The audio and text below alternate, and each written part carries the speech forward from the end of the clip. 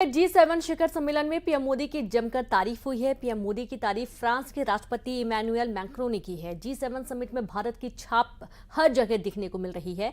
Italy की PM Giorgia Meloni नमस्ते के जरिए मेहमानों का स्वागत कर रही हैं, तो वहीं G7 शिखर सम्मेलन ने चीन की टेंशन 10 गुना बढ़ा दी है।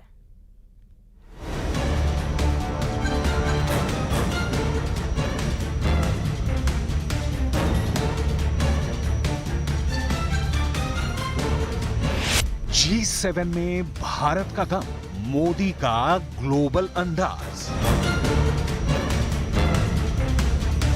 भारत के साथ हाथ मिलाने के लिए सुपर पावर बेटा। G7 में टॉप पर पीएम मोदी का एजेंडा। बड़ा मंच, बड़े लीडर और बोल्ड फैसले। इटली के अपुलिया में सुप्रीम लीडर्स के बीच दिखी गर्मजोशी ने कई मुल्कों की टेंशन बढ़ा दी है।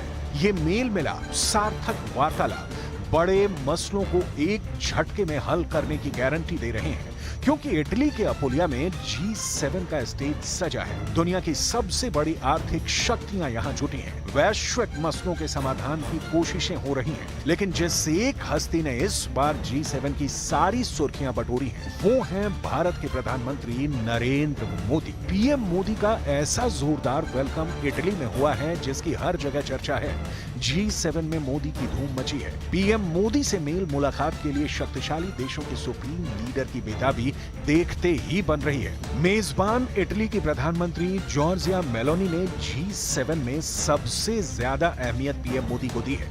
G7 जैसे बड़े मंच पर भारत का ऐसा दबदबा देख कुछ देशों की बेचैनी भी बढ़ गई है। इटली में हो रहे G7 शिखर सम्मेलन पर दुनिया भर की निगाहें टिकी हुई हैं, क्योंकि G7 में जुटे लीडर निर्णायक फैसले ले सकते हैं। G7 में कौन-कौन मौजूद है, ये जानिए।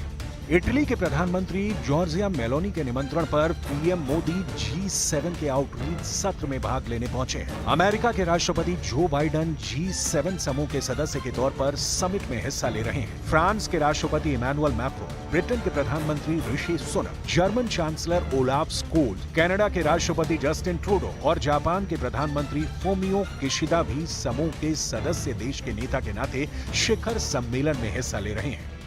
इन ग्लोबल लीडर के साथ कई देशों के सुप्रीम लीडर को भी G7 समिट में निमंत्रण दिया गया है, क्योंकि इस बार G7 का एजेंडा व्यापक है। इटली में जुटी महाशक्तियों का उद्देश्य दुनिया में बढ़ती महंगाई और व्यापार से जुड़ी चिंताओं के बीच वैश्विक अर्थव्यवस्थाओं को स्थिर करने के लिए आर्थिक नीतियों को कोऑर्डिनेट करना है। शिखर सम्मेलन में कार्बन उत्सर्जन को कम करने और सस्टेनेबल एनर्जी को बढ़ावा देने की रणनीति भी बनाई जाएगी, जिससे जलवायु परिवर्तन से निपटा जा सके। G7 में वैश्विक स्वास्थ्य व्यवस्था को बेहतर बनाने के लिए स्वास्थ्य आपातकाल के लिए सिस्टम को और बेहतर बनाने पर जोर दिया जाएगा। इसके अलावा G7 में दुनिया भर में चल रहे सैन्य संघर्ष पर चर्चा होनी है। खासकर रूस यूक्रेन युद्ध पर G7 समूह के देशों का पूरा फोकस है। G7 समिट में शामिल हुए यूक्रेन के राष्ट्रपति ज़ेलेंस्की को शिखर सम्मेलन से बड़ी आस है, क्योंकि अपुलिया में G7 के स्टेज पर यूक्रेन के हालात पर एक पूरे सत्र का आयोजन किया गया है। यूक्रेन के राष्ट्रपति ने पीएम मोदी को गले लगाकर दोस्ती का इजहार किया है। पीएम मोदी ने ज़ेलेंस्की से मुलाकात के बाद सोशल मीडिया में पोस्ट कर रूस यूक्रेन युद्ध को शांति से हल करने का रास्ता भी सुझाया है। G7 में एशिया महाद्वीप से सिर्फ भारत को निमंत्रण दिया गया है, जबकि दूसरे सर्वोच्च नेताओं में तुर्की के राष्ट्रपति रेचप तैयब अर्दोआन, ब्राजील के राष्ट्रपति लूला दा सिल्वा, अल्जीरिया के राष्ट्रपति अब्देल मजीद तेब्बोने, कीनिया के राष्ट्रपति विलियम रूटो और ट्यूनीशियाई राष्ट्रपति कैस सईद भी G7 में आमंत्रित हैं।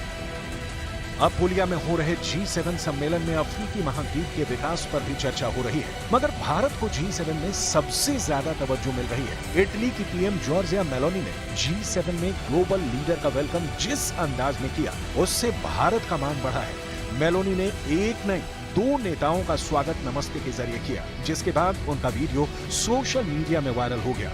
G7 में नमस्ते डिप्लोमेसी का डंका बजने की वजह भी पीएम मोदी माने जा रहे हैं। भारत G7 का सदस्य नहीं, लेकिन एशिया महाद्वीप में सिर्फ पीएम मोदी को समिट में निमंत्रण देकर बुलाया गया है। विश्व बिरादरी में इसके बड़े मायने निकाले जा रहे हैं, क्योंकि इटली में हो रहे G7 शिखर सम्मेलन में भारत की छाप हर जगह दिखाई दे रही है। इसके पीछे दुनिया की सबसे बड़ी आर्थिक शक्तियों की कुछ मजबूरियां भी हैं।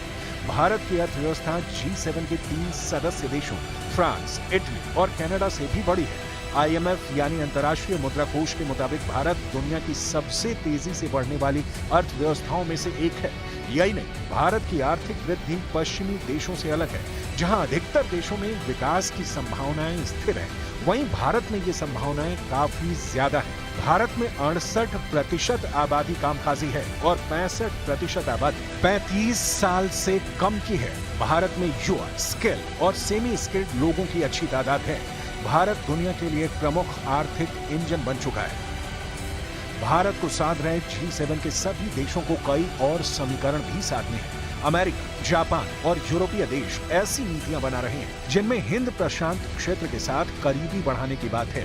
पिछले कुछ सालों में ब्रिटेन, फ्रांस और जर्मनी यानी यूरोप के G7 देशों ने अपनी अपनी इंडो पैसिफिक रणनीतियां तैयार की हैं।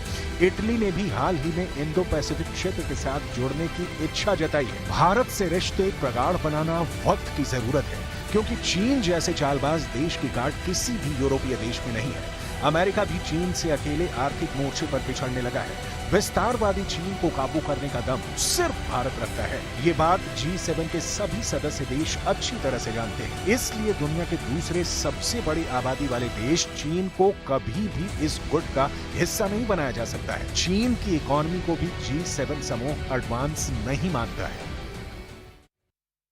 और इसी के साथ खबरों में फिलहाल इतना ही। नमस्कार।